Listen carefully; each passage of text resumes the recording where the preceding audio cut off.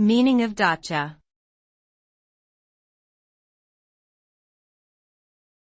Dacha.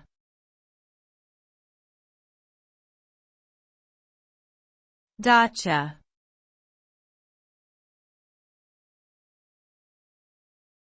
Dacha.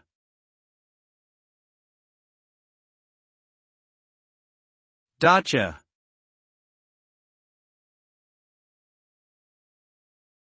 Dacha is a Russian word that refers to a country cottage or summer house. These types of properties are typically located outside of cities and are often used as vacation homes by city dwellers. Dachas usually have a small garden or plot of land for growing fruits and vegetables, and they provide a peaceful escape from the hustle and bustle of urban life.